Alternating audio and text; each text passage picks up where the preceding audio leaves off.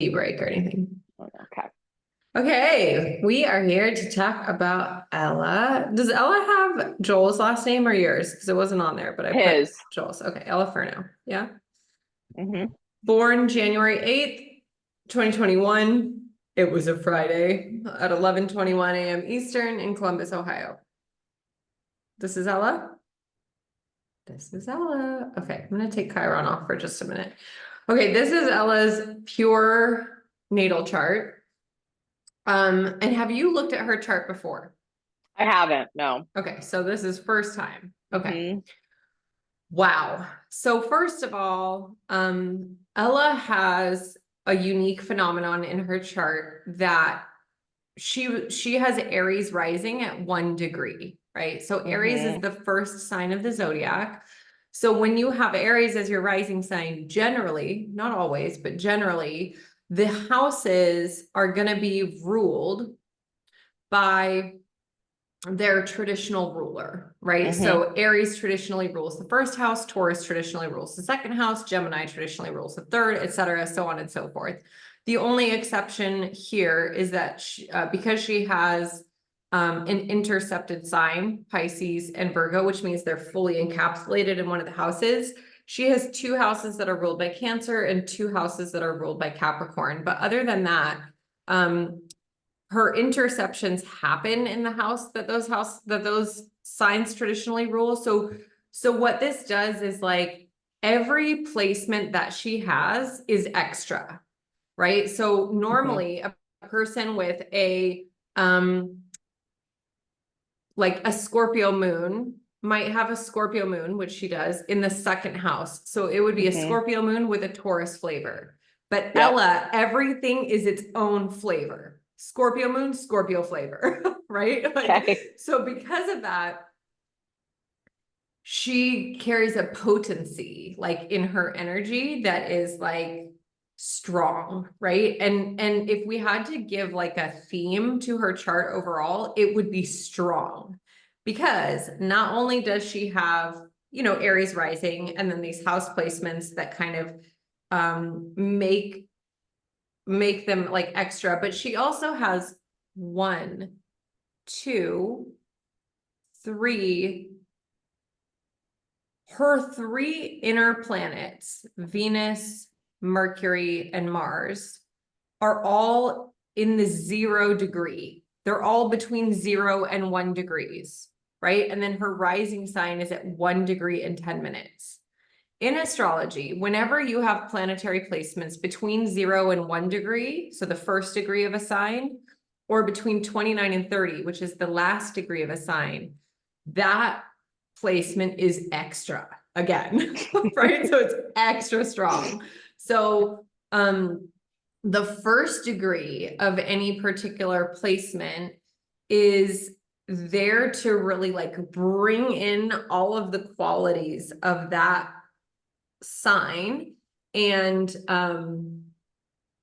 get things started with them, right? So if we just focus on, let's start with like her rising sign, Aries rising, her soul is here to initiate stuff. Her soul is here to start things. She's here to start the fire. She's here to start the party. She's here to take a stand. She's here to choose a cause. She's here to fight for something.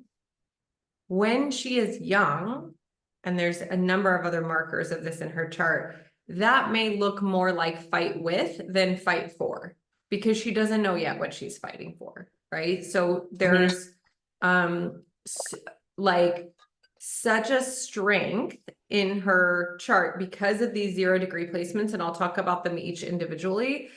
But just when I first looked at it, I was like, oh, okay, this is a very strong personality, right? And not just a strong personality, but if you look at even her aspects here, if you look at like I'm going to pull yours just so you can see. Okay, here's you, Mm-hmm. right? So you have a few more aspects in here. You guys actually have a lot of similarity, which I'm going to talk about as well. The biggest difference is that because you have all this Pisces energy, you and Sagittarius energy, you have a flexibility that Ella does not have. Okay. This is not a flexible person, like, which isn't to say that she can't learn flexibility, but her natural, composition, and that's where we'll start, is here to start things and to keep them going in the direction that she wants them to be going. Change is a little bit harder for her. It is not her forte to be fluid or flexible or adaptable or go with the flow. Like, this is not a go with the flow kind of person. There's the only flow is her flow. Okay. That's the only flow that exists. And because of that, she's probably going to accomplish some really, really great things in her life. And probably parenting her is a lot about learning, what is that flow? What does she have her mind set on doing? What decision has she already made? And then thank God for all of your adaptability and mutability and flexibility and Pisces energy and compassion, because you can, for the most part, meet her there, right? And then there are places where you have overlap, like in your Capricorn energy and your Taurus energy. Okay, so we zoom out and we look just at the shape. So just at the shape, she is a just wider than a bowl shape chart. Again, all of her planets are within 180, 190 degrees of each other. So just over 180 degrees.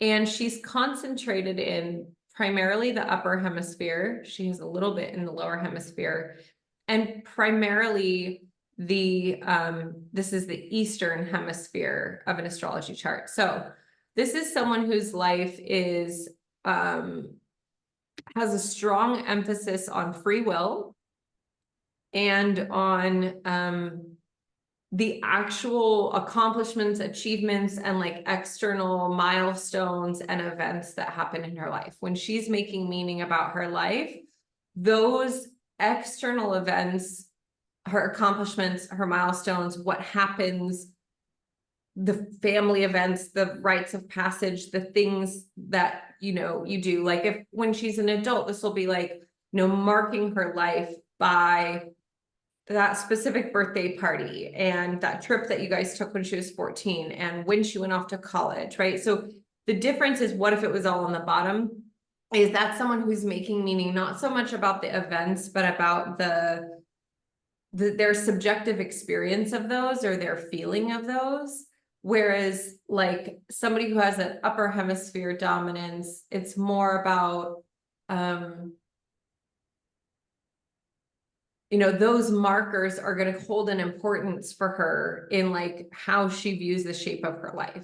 Right now, stereotypically, people will also say that someone who has an upper hemisphere dominance is probably more extroverted, more comfortable being in a public eye or a public sphere. I don't know how true that is, because my entire chart is bottom hemisphere, and I'm not an introvert. You know what I mean? Like, at all. Like, well, I don't know. So when we look at the placement, the house placements, the 8th, really the 9th through the 11th house is a very like, this is, spirituality, higher education, teaching and learning. This is career, work, public presence, traditions, institutions. This is futurism, goals, dreams, communities, and networks. She's got like 1, 2, 3, 4, 5, 6 placements just in those 3 houses. This is someone who's going to accomplish things in the public eye. Like, she's going to do shit in the world. You know what I mean? And that's going to be really important in her life, right? Now, having all of these empty houses, again, it doesn't mean that nothing is going to happen there, but it does mean that, like, her concentration of energy is the focus of this incarnation. It really has a lot to do with what she's going to, sounds so cliche, but like what she's going to do when she grows up, right? Like, this is like, so parenting her is about shaping her to be who she's going to be, because she has really strong markers for leadership and achievement, and like, and I get chills as I say that, like doing something big with her life, if she wants Mhm. to. If she doesn't want to, she doesn't have to, but, and I'm gonna get to all of this, but she's a very outside of the box thinker, like somebody who might thrive in like STEM, mathematics, technologies, or humanitarian pursuits. Like her, she's very Aquarian, right? Because all of these placements are Aquarius placements, but also all in the 11th house. She has really strong signature of like change maker energy when it comes to technology, communities, humanitarianism, like doing something that positively influences the world, for the better. The Capricorn placements could be, you know, really high achieving in like business or entrepreneurship or government or politics or, yeah, like being a titan of industry. Like, you know, this is a lot of drive. She has a lot of drive and a lot of a very natural inclination towards a sense of responsibility and duty to accomplish something or to, you know, to do things in a way that creates real change. Now, interestingly, Capricorn and Aquarius, they have one kind of key difference, which is that Capricorn wants to uphold traditional structures, uphold the nuclear family, uphold, you know, institutions, uphold kind of the way things have always been, which there's beauty in that. Aquarius wants to tear it all down, burn it all down, start a revolution, do everything differently. Okay. So with even just within the like the main players in her chart, because you can see she has 3 placements in Capricorn, 3 placements in Aquarius, all concentrated in this one area. There's a real inner conflict that exists just in kind of some of the ways that she is. Okay, so elementally, let's go back to basics. So she's got a bowl-shaped chart, maybe more extroverted, maybe more inclined to make meaning from these events in her life. You know, this will probably translate eventually. Having Mars and Uranus conjunct in the 1st house and Taurus will probably translate into like not giving a fuck what other people think and being like pretty stubborn in that. Like having Mars in 0 degrees Taurus, Mars doesn't necessarily love to be in Taurus. It's not its favorite place to be. It loves to be in Aries, but when it is in Taurus, you get someone who, when they figure out what they want, they will not stop until they get it. Like it is. And I think you might have Mars and Taurus. You do. You guys both have Mars and Taurus. So that's something, a place where it's a place where you can understand each other, but it's also like, do you identify as being stubborn? Yeah, and like with that, I don't give a fuck what you think of me. So when you Right, say so- that she might have that, I'm like, good for her. Yeah, it's great. It's great. You guys can understand each other in that way because like your Mars is at 4 degrees Taurus, hers is at almost 1 degree, but they're very similar, right? So when you're on the same page, it's fine. When you're not on the same page, you're gonna have 2 bulls who are just like, no, like I will not budge. You will not change my mind, you know, and you will probably be the one who will acquiesce because of your flexibility, because of your Piscean placements. The only thing that's going to change Ella's mind is new evidence that she discovers herself. Okay, so because her Mercury is in Aquarius, if it's logical, if it makes sense, she'll do it.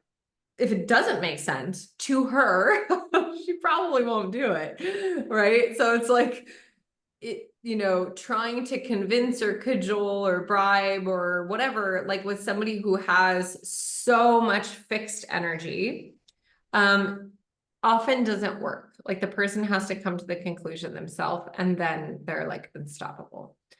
Okay, so back to the elements. She has very strong. The girl has no fire. Thank God she has Aries rising because she has no fire other than that. Okay. She has 1, 2, 3, 4, 5, 6, because we count the sun for 2. She has 6 earth placements. So somebody who is very earth dominant is somebody who's going to be down to earth, right? Down to earth, grounded, practical, pragmatic, good with money, good in an emergency, oriented to the real world, the material world, the 3D world. You know, if she can see it, sense it, feel it, she'll believe it. You know, usually good with like working with the earth element. So plants, flowers, herbs, the garden, nature, like all of those things. Her second elemental dominance is split because the moon also counts for 2. So she's got a lot of earth, 6 earth, and then 3 water and 3 air and no fire, right? So what this means is she has a lot of energy to initiate in her Aries rising, in her Capricorn sun. So she is able to get things started. But when it comes to like,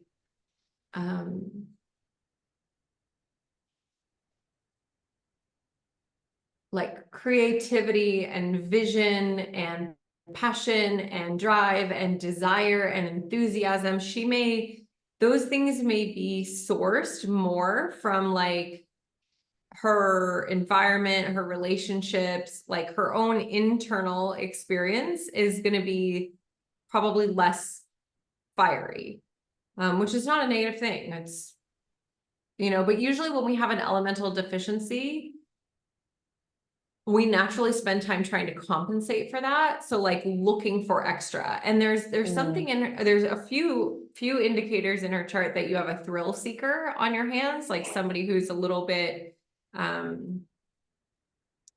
just motivated to seek excitement or stimuli. And that's also consistent with a fire deficiency. It's somebody who's going to look for something outside of themselves to kind of set them alight because they just don't have a natural source of that. I'm also fire deficient. It's not a bad thing. It's a great thing. But again, a compensation is having an ascendant in a fire sign and she has very strong ascendant in a fire sign. So I wouldn't be worried that she's like not going to start shit, because that's literally what her soul is here to do, is to start shit. Just what shit is the question. What's she going to start? Okay. So her water is again, she has a Scorpio moon in the 8th house. So her Scorpio moon is deep, private, intense, emotional, passionate, but it's Scorpio is the fixed water sign. So it's water like a lake or water like a well, whereas your water is water like rain or river or ocean. It's changing, it's fluid, it's flexible. Her water is deep and sometimes dark and still, right? So there's this quality of like her inner world is probably not always like right now, while she's really young, you're probably seeing more of it. Okay. Scorpio moon, when they're 2, they're 3, you're still seeing primarily their moon sign. So you'll see their deep, intense, passionate moods. You'll see their jealousy, their possessiveness, like, and I say those things in a good way, like a Scorpio moon loves with possession, right? Like you are hers, like you are her mom, right? Like it's, and as she grows older, Scorpio moons can be usually told by people outside that they're too much, that their emotions are too much. And so they learn to keep them more private and they learn to keep them more hidden. And so a signature kind of emotional frequency of a Scorpio moon is feeling as though they have this hidden emotional world that is really deep and sometimes shadowy, and as she gets older, like erotic and mysterious, and like maybe even believing that it's kind of bad in a way, or like if people knew, that she had these deep thoughts, these deep, big feelings, this, desire to possess her lover or whatever, like that it would be bad, Now she has a really highly favored moon because it only makes 2 aspects and they're both easy aspects, right? So it makes a sextile to her sun and it makes a trine to Neptune in Pisces. So this trine, I feel like represents you, right? Because you have a lot of Piscean energy, you have Jupiter in Pisces, and Neptune is the ruler of Pisces. The 12th house is ruled by Pisces. So this placement is like, her ability to access mysticism, divine creativity, divine love, compassion, etc. It's there in a way through her moon. And the moon in astrology represents our inner emotional world, but it also represents our mother, right? Like our actual mother, our home, our family, our roots.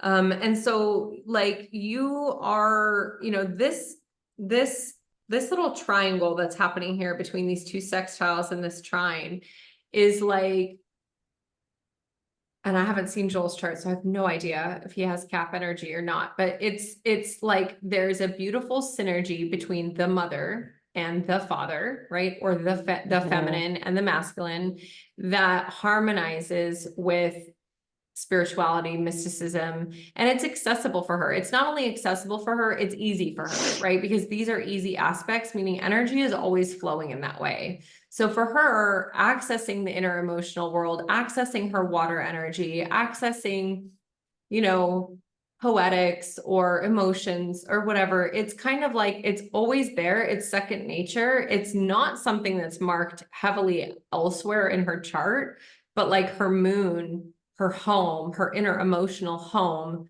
is really deeply feeling, intuitive,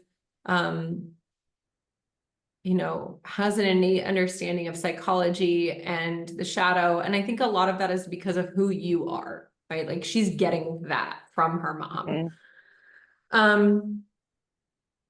But the biggest thing, you know, to know about the moon, because the moon is really a core placement for understanding our kids. The moon rules their emotional outbursts, right?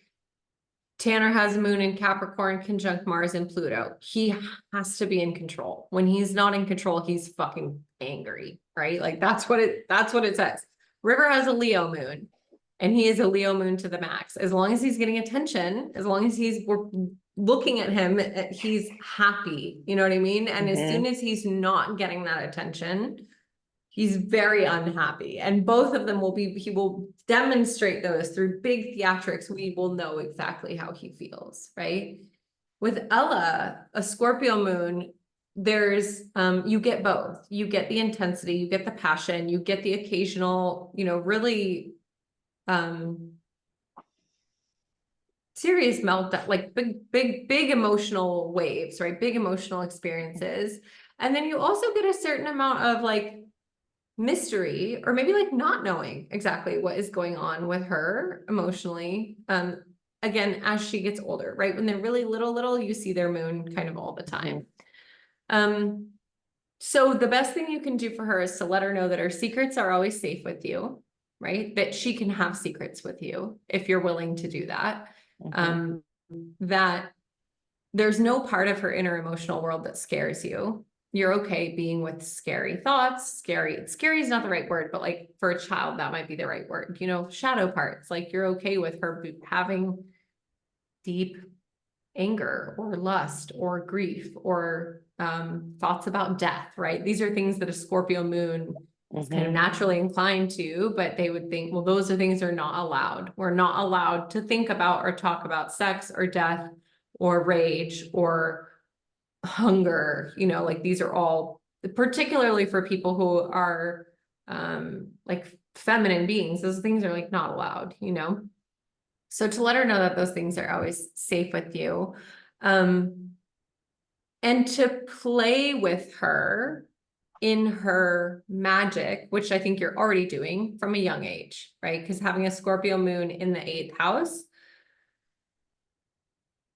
she's and that trine with Neptune in Pisces in the 12th house, has a natural inclination to really strong intuition, whatever that may end up looking like. I'm not going to say like, oh, she's going to be psychic or whatever, but she will be a dreamer. Like she will dream. And she will have a really powerful ability to manifest based on her emotions, right? So, and that goes not in like a fear mongering way, but like that goes can go both ways, right? Like you want to teach her how to use her emotions to connect with what she wants to create magic out of that. And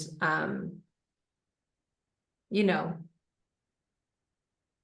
I don't know that she's necessarily, I don't think like her chart doesn't show like someone that's like prone to anxiety. Anxiety is not exactly the right word, but I would say this like deep emotional rumination is possible, where it's kind of like, you know, people that I know that have Scorpio moon or strong Scorpio placements, a lot of times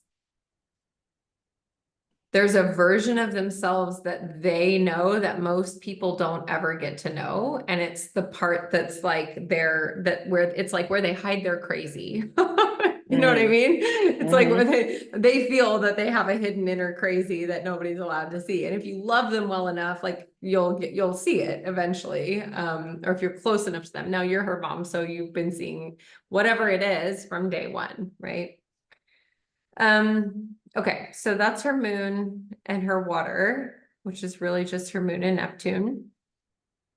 And that's her foundation. Those need to be cared for, right? You need to remember that even if she is stubborn and high achieving and incredibly capable with a super fast mind and all of the other things that we're going to say and see, that there's still this deep water foundation that like needs to be cared for, right? And you'll feel that because you're mama.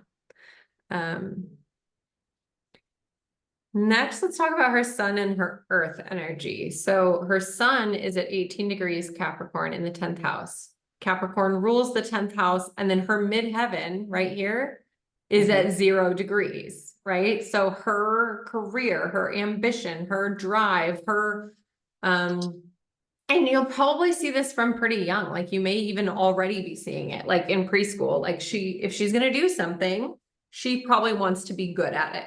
She probably loves to be good at it because she has Venus also in Capricorn at 0 degrees in 2 seconds, conjunct her midheaven. It's in her 9th house, not her 10th, but you know, this is someone who loves, like Venus is what, how, and who we love, who loves to achieve, who loves to accomplish, who loves to have a goal and move towards that goal, who loves to like we think of Capricorn as the sea goat, you know, the one climbing a mountain. There are also mystical roots to Capricorn. Capricorn is actually a feminine sign, even though it's often thought of as related to patriarchy or related to the father, related to masculine. It's actually a feminine sign, and it's the sign of the Kaliak, of the grandmother, the earth grandmother, the original earth mother, right? Like the ancient one is Capricorn energy.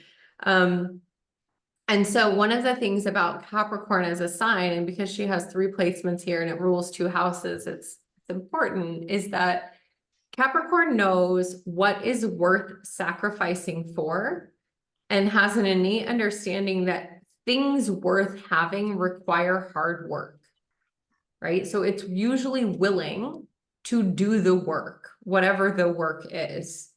Now, the peril with this, or the pitfall with this, is believing that doing the work is the only way to accomplish something, right? So you can get a workaholic, you can get somebody who's addicted to work, or who forgets that it has to be balanced with Cancer energy, which is rest, nourishment, mothering, food, home, care, gentleness, right? So, you know, her sun in Capricorn in the 10th house, this is just like, not to say don't foster it or nurture it, but like whatever she decides to do career-wise, she'll crush it. Like she'll be able to do it. So she can just, you know, and it's not just because the sun is in Capricorn, but her sun is also conjunct Pluto. So 6 degrees away is Pluto in Capricorn. And Pluto brings power. When Pluto is conjunct the sun, this is someone who naturally holds power, who likes power, and who is able to radiate power, right? So like when we have Pluto conjunct the sun, we usually see someone who's gonna end up in some sort of leadership position where people are doing what they say. And this being in Capricorn is like, maybe she's gonna own like a big company, or like I said, maybe it's politics, or maybe it's something else entirely, you know, maybe it's something related to that feminine earth energy. She also has, you know, we haven't gotten to the Aquarius stuff, but like a lot of markers, like I said, that she might be very successful in science or technology. So the hardest part about having a lot of Cap energy is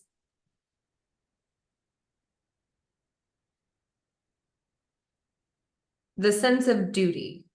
It comes with a internal sense of duty or responsibility or obligation to that potential, to that ability to achieve, to that mountain, whatever that mountain is that somebody feels that they've been assigned.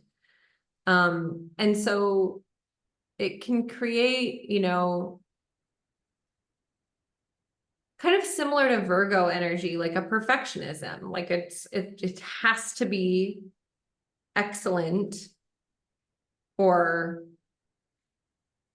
it's shit. You know, like it has to be really good. And so being hard on oneself is like, now because she has Venus there, Venus brings a lot of help here, because what Venus brings enjoyment of something, right? So whereas some people who, if they just had like Sun conjunct Pluto and Capricorn in the 10th house, I'd be like, ooh, this person has a strong likelihood that they're gonna just, you know, work to burn out or whatever. She actually loves, she has an innate love for that duty or that obligation or that responsibility or that achievement or whatever that is that she wants to go after. And so like to really listen and encourage like whatever her goals are, what is it that she wants to do that she's like naturally driven towards, and to encourage that, because she's gonna know what it is and she's gonna have drive towards specific things. And like I said, you know, trying to stop it would be very challenging, because she has 1, 2, 3, 4, 5, 6, 7 placements in fixed signs, which means cardinal signs are the ones that start things, right? Mutable signs are the ones that change things. Fixed signs are the preserver. They hold things. They keep it going. They persevere. And so 7 fixed signs in terms of the modes of the chart is highly fixed, right? She has 7 fixed, 3 cardinal. That math isn't mathing. 1, 2, 3, 4, 5, 6. 6 fixed signs. 1, 2, 3, 4. 4 cardinal, 6 fixed. Where the fuck is the 12th planet? 1, 2, 3, 4, 5, 6, 7, 8, 9, 10, 11, 12. Am I counting wrong? Fixed. Oh, this is 2, 3, 4, 5, 6, 7. No, I counted right the first time. Okay. 7 fixed, 4 cardinal, 1 mutable. Really good at persevering. Also good at initiating. Being adaptable and fluid is harder, right? So we said that at the beginning. And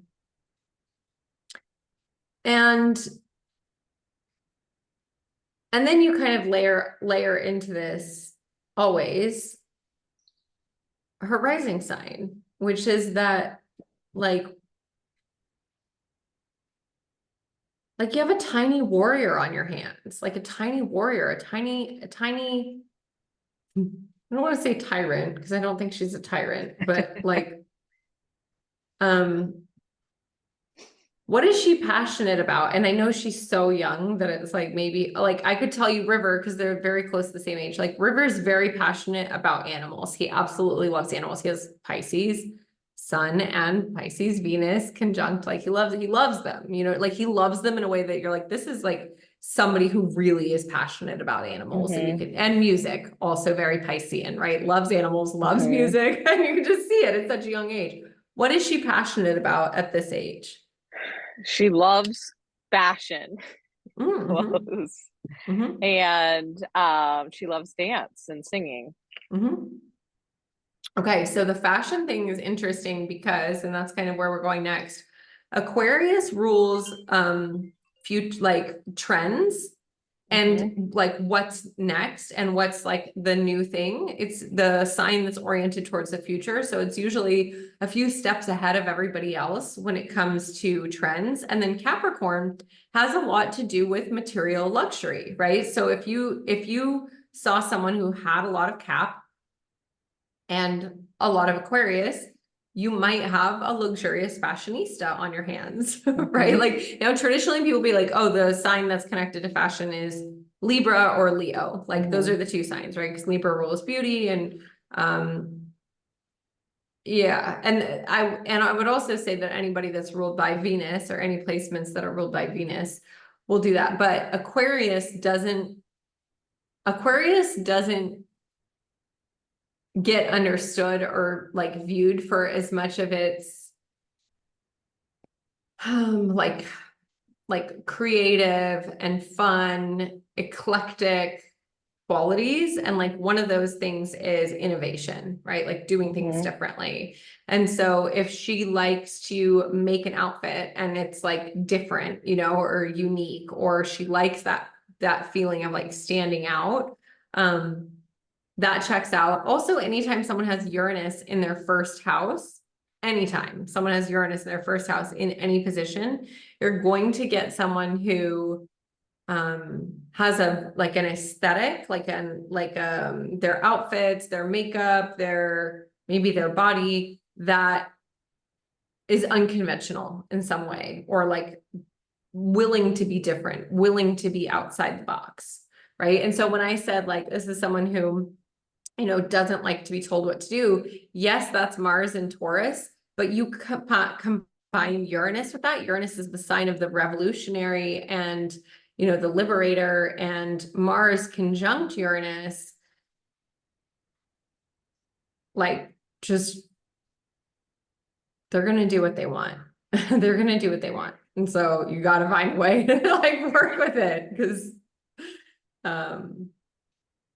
yeah. Okay, so let's follow that over to here. So now just like the sun is 6 degrees away from Pluto in Capricorn, so creating this, you know, maybe drive for power or ambition, those straddle exactly the 11th house cusp, right? So,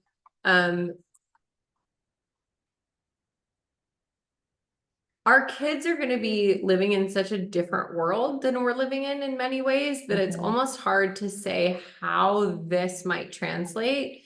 But, you know, when I said maybe she's, you know, kind of like a captain of industry or starts a company or goes into, you know, government or politics or something, there's another possibility here, which is that it's something that that doesn't even exist yet, right? Because the 11th house rules, like I said, technology, networks, the future, like if this were like, you know, like Mark Zuckerberg's chart when he was a kid, it would be like, this might mean that this person starts an entirely new kind of networking that has never existed before, right? That is going to revolutionize the tech field. So she's got that marker kind of in that place, but whatever it is that she does, because it's at the 11th house cusp, will be futuristic.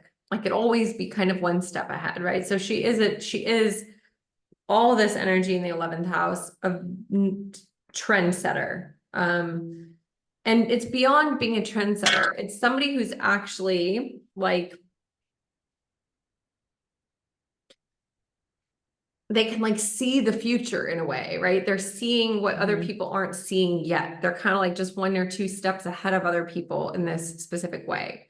And that's a good segue to how her mind works. So first, let's say, it's a loose conjunction to Pluto.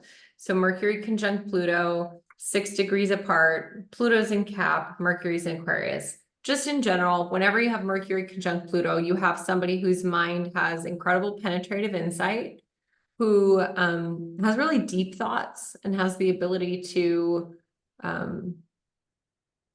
go deep with people in communication, in conversation.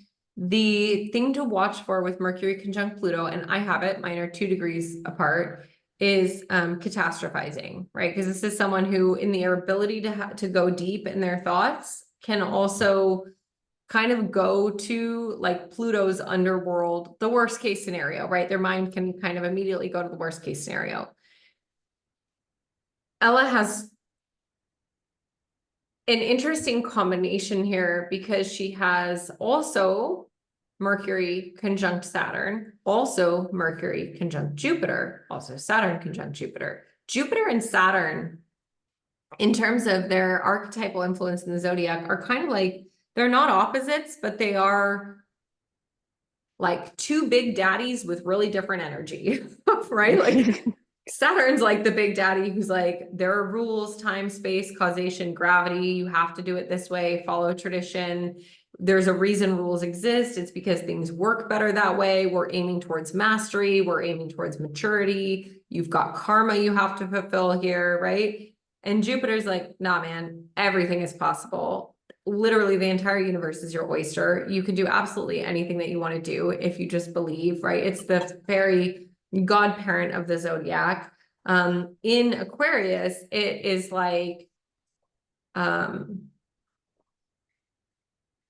just keep getting a visual, and the visual is so ridiculous, but like I'm just seeing it's like a giant Ella. It's probably in an outfit I've seen her wear. She's in like a tutu and a leotard with like combat boots, glitter tights, big like bug eye sunglasses. And she's surrounded by like, there's a disco ball and a big rainbow, and then there's kind of like a Burning Man style like situation in the background. And she's like larger than life, right? And that's the Jupiter in Aquarius conjunct Mercury in Aquarius vibe, is just like this really almost fantastical, futuristic, out there kind of freak flag, doesn't care, but like super confident, like energy, right? What Saturn does is it tempers that. Like Saturn's sitting right in the middle of that, and it says yes, but not yet, right? You're going to get there by age 30. You're going to get there by age 60. But in the beginning, you're going to probably feel uncomfortable with the bigness of that part of you, right? So anywhere that we have Saturn in our natal chart is going to show us somewhere that when we're kids or even adolescents, we might have a little bit more discomfort or even fear of that area, or constriction, like we hold ourselves back in that area, right? So I have Saturn and Scorpio in the 5th house, and I can see how like my shadow, my eroticism, my shamanism, like my scorpionic qualities, I kind of was really interested in those as a child, but I didn't engage them. I didn't practice them. I kind of hid them, right?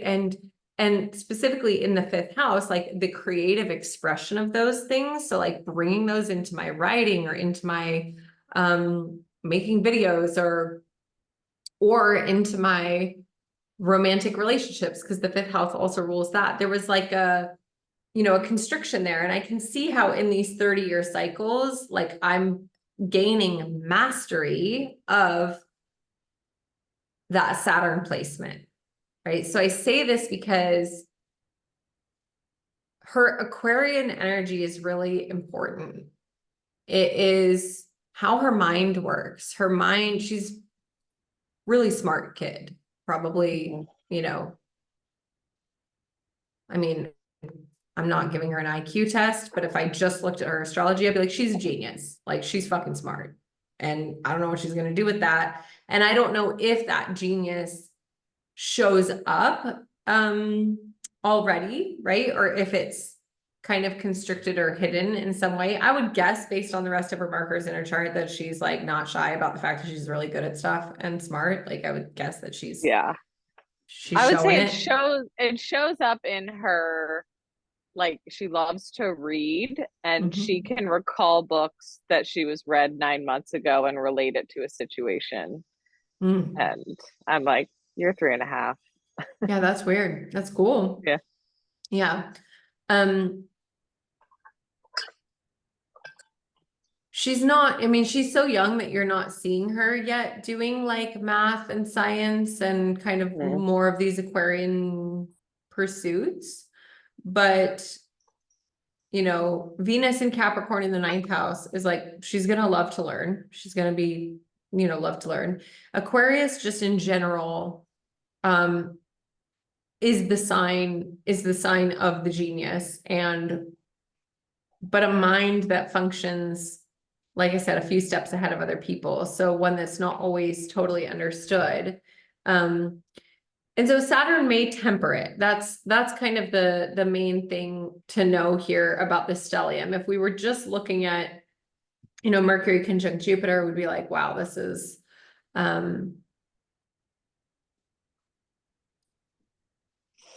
just electric radical insight, you know. But then there's another layer here, which is like, you see that this stellium, 0 degrees, 2 degrees, 4 degrees, Aquarius, right? And then you see Mhm. all these lines Mhm. creating a square to her natal Mars conjunct Uranus in Taurus. Uranus happens to be retrograde, but that's kind of not consequential because of it's an outer planet. It's retrograde half the year. These squares, all this energy is like an indicator of so Mercury squaring Mars, rapid speed of thought processes. Okay, a brain that moves super fast. Now,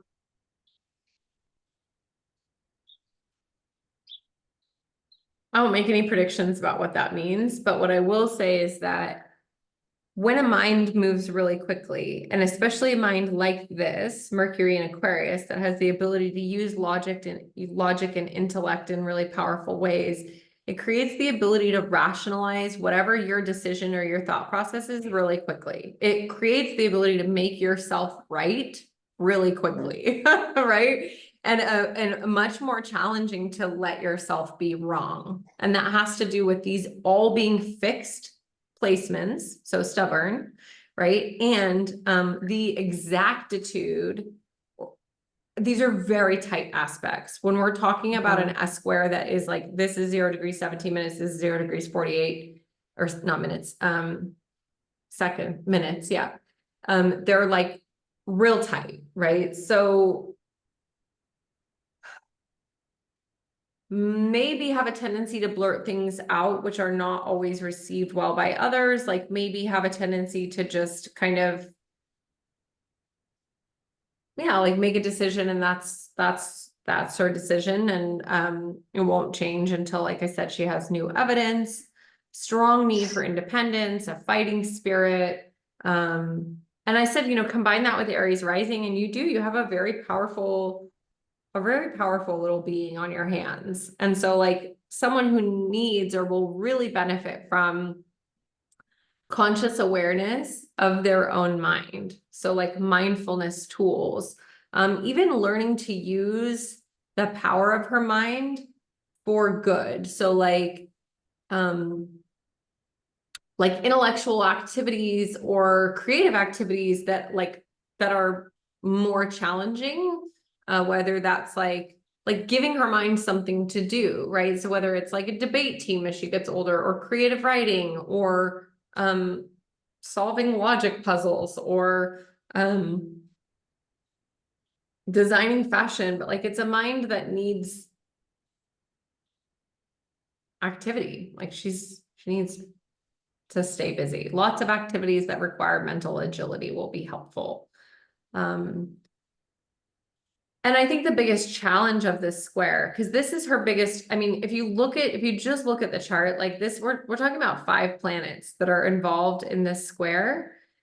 And those are in her first house, which is how she knows and understands herself, and the 11th house, which is how she shows up in groups, friendships, or social circles, right? So if I just kind of put this in layman's terms, I would be like, this is, if somebody thinks that they are right and they've rationalized their own way of wanting to do things, they're not always going, that's not always going to be, people aren't always going to love that. You know what I mean? Especially little kids. Little kids are gonna be like, no, like, fuck you, I'm gonna do it my way, right? So, you know, just really nurturing within her that like the balance between like always celebrating herself and her own ideas, which people may not always be ready to receive. And then also staying open enough to other ideas and other input to know that like her mind may change. You know what I mean? Because basically such a dominance of like, you know, assertive energy in Taurus, and then a dominance of yeah, like thinking energy in Aquarius is like, it can create a recipe for like feeling like a black sheep, even if she's not, you know, like feeling like she doesn't fit in, even if that's not true. Or maybe it is a little bit true and like it's okay to not fit in, you know? And again, she's so young that like and she's so young and she's so gifted in that area. So it's interesting because like when you have Saturn and Jupiter both in such a small conjunction, it's like they can be really favored and blessed there, and they're also going to struggle there. And Aquarius is, you know, it's that realm of intellect and technology, but it's also social groups and friends and feelings of belonging. So it's like she may be like the little queen bee of a social group, but inside feel like she doesn't actually fit in, and like she's never fitting in, you know, because they're not seeing the real her, right? And that's all stuff that very likely will come as she gets a little bit older, you know. And then she has like Jupiter, the Jupiter square with Uranus is pretty tight. And Jupiter conjunct Uranus is like, that is out of all of the combinations, except for maybe Mars and Pluto, it is the one that is most resistant to being contained or disciplined or told what to do. It is the strongest sense of impatience and frustration with slow progress, and a strong urge to break free from tradition and routine. And so you see where there's like this inner conflict. It's like she's got all this Cap energy that's like, yes, tradition, routine, structure, ambition, accomplishment, achievement. And then she's got all this energy that's like, fuck the rules. Like, I want to do whatever I want. And it's like, what do you do with that? And, you know, and that's her karma. That's the question. That's the life, you know, is this like, how do I work with these desires and these goals that maybe are more traditional or more oriented to financial success or to, you know, kind of traditional accomplishment or achievement? How does that work with this part of me that wants to just radically change everything and do things differently than they've ever been done? And I do not have any answers for that. She will show you. So what else would you like to focus on or deepen into? Because, you know, you kind of wanted to get her to know her better through this reading. How does any of this land with who you already know her to be? Like what checks out, what doesn't check out? I'd love to hear. A lot of it very much checks out. And it's like, it's in a way comforting to like hear that it's just part of who she is. I think as a parent, I get caught between letting her show me who she is, which I'm learning is a very opinionated, stubborn sure of herself little girl, wanting to celebrate that, wanting to celebrate it, but also like, am I potentially raising someone who's going to be perceived as like being spoiled or, you know, kind of calling the shots and that sort of thing. So I've learned in the short time that I've known her that like I know how to dance around her to make our days easy. Um, my husband has a little bit more conflict with her than I do, but if anything, kind of just what you have shared, like, it's just reassuring to me that it's who she is, and Ella's ways, you know, it's going to be the way. So that makes me want to light up one other thing because I think it's important. Yeah. So this is her Chiron. And her Chiron is a core wound. Now, I will remind you that Chiron cycle is 50 years, right? So we spend the first 50 years of our life experiencing this wound, participating in the wound, identifying the wound, beginning to heal the wound. And around our 50th birthday, we actually start to integrate the lessons of the wound so that we can be a spiritual teacher from that place. Her Chiron is so close to her ascendant, and it's in Aries in the first house. So one of the things that she may experience or may not experience, there's of course always infinite ways of interpreting this, but is a sense of being too much just by being who she is. And that is something that she will experience and then will eventually like heal and it'll be one of the most beautiful, you know, qualities about her. But I think, you know, that question that you're having about like, am I raising someone who's going to be perceived in a certain way? Some of that's not about you and you're not in control of it.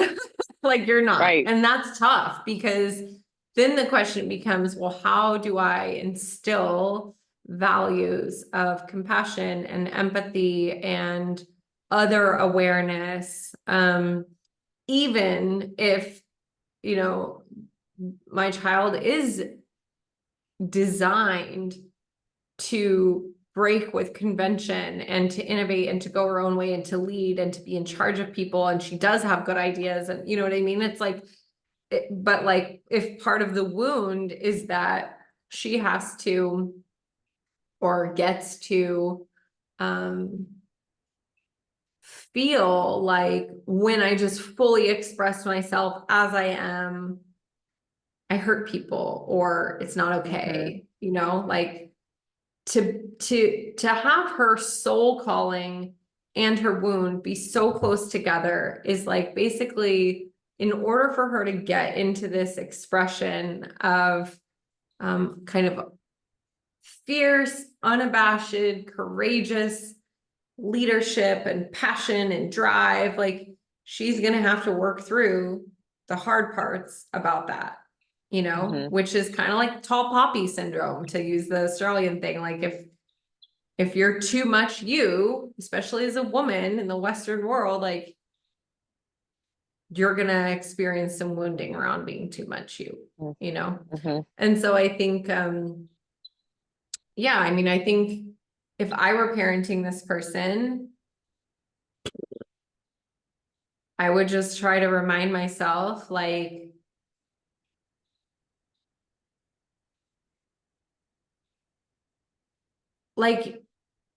well, because I feel like I have this with Tanner. I mean, he's a completely different chart, but like,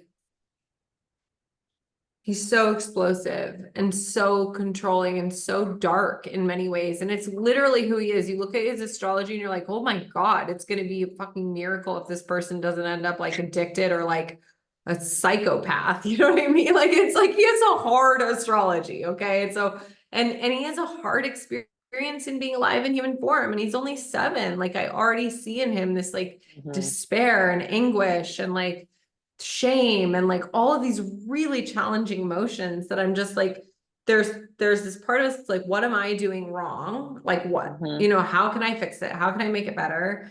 And then like I was talking to my friend Mallory, who's a psychic, and she didn't even know anything about his astrology. And she was just like, Tanner is a tortured soul. You guys are the first incarnation where he is like chosen to heal, and he chose parents who can like love him completely, even though he's basically like a dick. She didn't say that, but like that was, like he's like a really challenging person.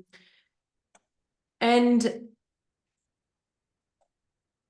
yeah, and I lose sight, I lose sight of that often as I'm just kind of in the day-to-day of parenting, but I also pull it back frequently when I'm trying to like have compassion and be like, okay, if I accept that he has like an inner emotional need to be in charge or to be in control, how can I restructure the situation so that he can have some of that while not causing harm to anybody else, including himself? And it's like tough, and I think kind of your questions for Ella, like you just said it pretty clearly, is like, how do I, foster that she's this very strong-willed, opinionated, little person who has their own ideas about how things are going to go. And like, that's a good thing, without raising her to not have sensitivity to her relationships and her environment, right? Like, and my encouragement to that would be to say she has incredible natural sensitivity. So keep like honing it with her, like help her practice things like looking at another kid, and you can do this with books or even like games, but like looking at another person, being like, oh, look at their face, look at their body. What are they experiencing right now? Like, are they happy? Are they sad? Are they lonely? Are they scared? Like, help her in her relational attunement, because, all of this is like,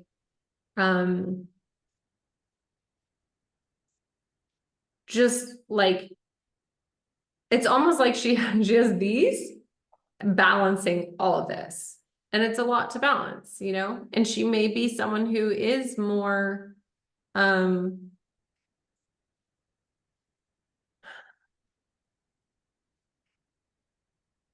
like the word selfish isn't the right word, but like self-motivated, self-oriented, you know? And like, and that's really where the karma of Aquarius comes in, is like, yeah, in some ways they kind of don't give a fuck if they're on the fringes or they're the black sheep, or like people don't really like them. They're like, whatever, and it may also at times go into the secret well of things that don't feel good, but I think the ultimate encouragement would just be to say, like, you love her so much. You are so attuned and sensitive and caring, and so much so that you're like, let me learn about more of what makes her who she is so that I can do my best to try to meet it. And I think if Pisces in me. yeah, like even if you just remember, like, let's put you guys together. Yeah, I was gonna ask, I mean, is there anything like when you look at our charts that's like really Okay. magical or really Yes. fiery? Yes. So you understand her anger and you understand her drive, right? You understand, like, you guys feel what you want in a very similar way. So you can get each other on that.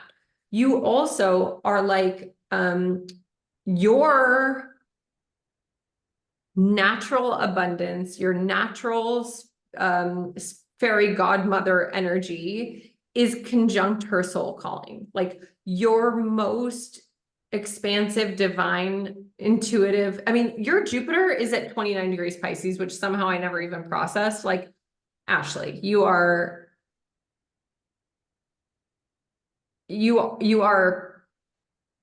a very powerful mystic. To have Jupiter in the last degree of Pisces is incredible intuition. Like, and so much so that you don't even realize that it's your gift, because it's so strong and innate and natural. Okay. So that part of you is designed to tend her fire. Like, your big water is here to tend her fire, and they will help each other, like always. I will also say your moon is in Aquarius.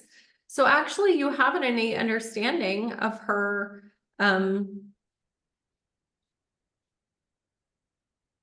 out of the box ways of thinking and being. Like you get it, because that's your inner feeling world. Like, and then your Venus is at 24 degrees Capricorn, which is exactly where her natal Pluto is. So her death and rebirth experiences, her most epic crises of healing and transformation, you literally are like purely designed to love those, to hold them, to even appreciate them, and to be able to bring some beauty and some comfort and like all the Venus things to those really challenging parts and moments. Where where you might experience more challenge is like,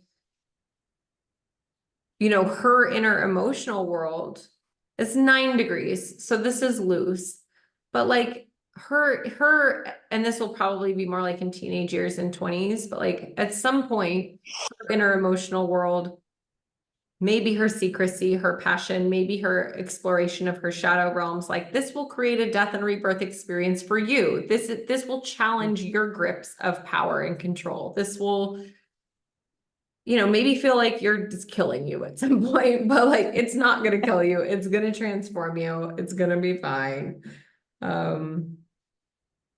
You guys don't have any really epic challenges. Let me just flip the direction, because sometimes it's easier to see the other way.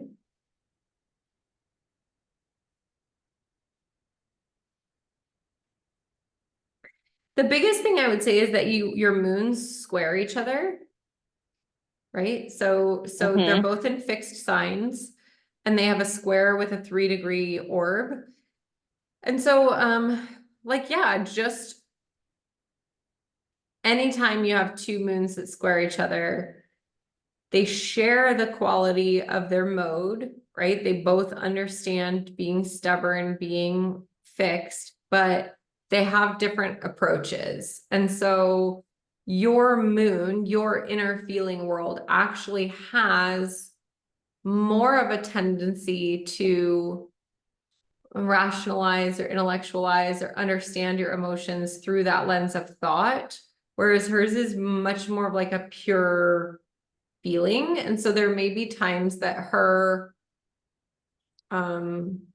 inability to bring that logic or whatever, bring some sense to her inner feeling world, like might really piss you off, you guys might have times where you're just like, you're just going two different directions emotionally, and it's challenging, which is kind of like any, I think, mother-daughter relationship. But this is so beautiful. Like, it's not just your Venus on her Pluto, like it's your Venus is on her sun too. And this is really like, like you love her personality, which is great. What better thing could we ask for from a mom is to actually like appreciate Venus, like love, how she radiates and who she is, And she actually has a real appreciation, even though these are not in the same sign, she'll have a real appreciation for all the ways you let yourself be out of the box, particularly like when it comes to your spirituality, and let her see that. Like, let her see, your travel and your adventure and your exploration of many different spiritual teachings and perspectives. Like, that will be good for her. Is this your rising sign? No, these are just, yeah, that is your I'm a rising Cancer sign. rising. Yeah. Yeah, so your Cancer rising is at 25 degrees, and that is also in an opposition of her natal Pluto. So again, like what your soul is here to do is to like part of what your soul is here to do is to create a balance, a natural balance for, you know, when I said like her sun and her Pluto, like this Capricorn energy needs to be balanced with big Cancer energy. Guess who's big Cancer energy? You! Ta-da! Yeah, so you're doing that innately. You don't have to really try. You're a good one to be your mama. It's a good match. Good. Yeah. Yeah. Okay, I'm gonna close that. Do you have any other questions before we close today? I don't think so. This was fun and helpful. Good, I loved it. Thank you. good. Can't wait to see who other baby girl is when she gets here. I You're know, 24 me weeks, too. so you've got 16. She's like Christmas baby? Let's see, August, September, Thanksgiving October, baby. November. Okay, yeah. How you feeling So about what's that? that? It's good. Soon. She'll be Yeah, soon. Sagittarius, probably Sagittarius. Sagittarius. So, mhm. I feel good about it. Yeah, I'm excited. Cool. Yeah. Filling in the fam. Yeah. All right, love, I have another client in 10, so I have to go, but it was really Awesome. good to be Thank with you. you. Good to see you. You too. All right. All Talk right, soon. Take care. okay, Bye. bye.